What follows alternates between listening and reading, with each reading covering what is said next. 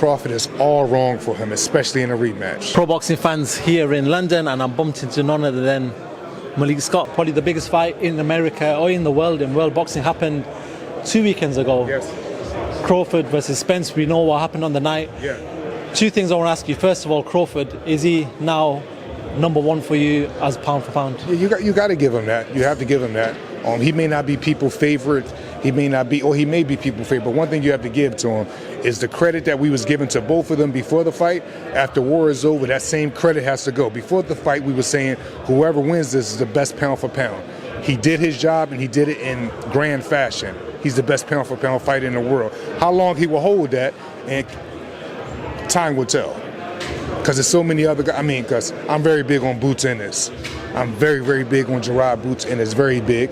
And I'm looking forward to him and Crawford fighting someday.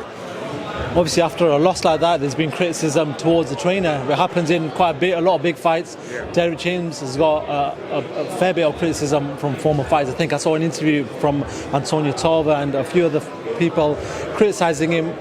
What did you make of the coach's role in Spence's corner? I think sometimes a fighter is fighting a fighter that is just better than him.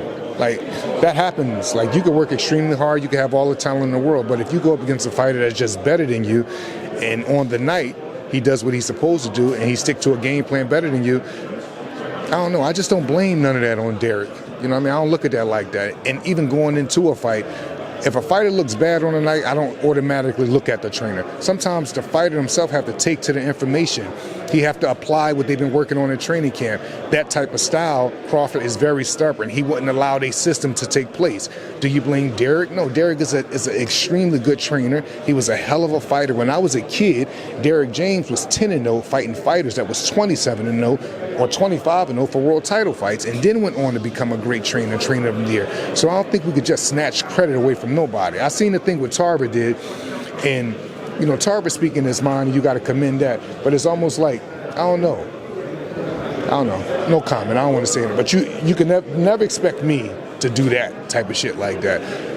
Someone is put on a pedestal that's deserving. They come up short, and now I want to say everything that they're not. It comes across as jealousy. It comes across as just, not cool stuff. He could have said, I think Derrick James could have did a better job in the corner. Okay, cool. But he was kind of like it comes across like you have a whole different agenda. And unfortunately, we're in this game where fighters have to trust you for you to be their trainer.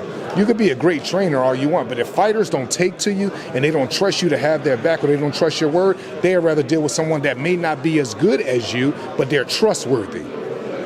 When you putting yourself out there in the media, you just taking shots at trainers, you taking shots at fighters. Man, ain't nobody trying to hear that shit. They're just not. You know what I mean? And I'm don't nobody film study Antonio Tarver more than I do. I love that dude's system. I teach my fighters to keep the proper space in between their feet the way that he do, to keep their hands in good position the way they do.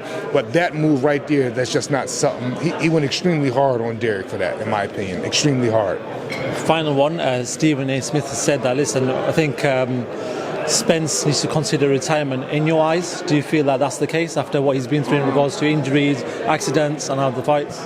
Yeah, I'm not sure if I think about him retiring, but I can tell you what I am sure about. I think contracts should be voided concerning rematches when a fighter loses like that. I personally don't think the rematch clause should take place when you lose like that. And not to mention the tragedies that Spence came off before that fight, the accident, the detached retina, the other tough fights just in general. Then you fight Crawford and that happened to you. It's humanly impossible for him to be the same exact fighter he went into that fight. He left out a whole different man. Forget Crawford. Go after somebody else, lower level. He need one of those fights back, in my opinion.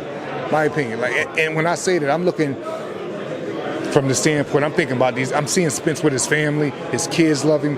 He got all the land in the world he bought. He made so much history.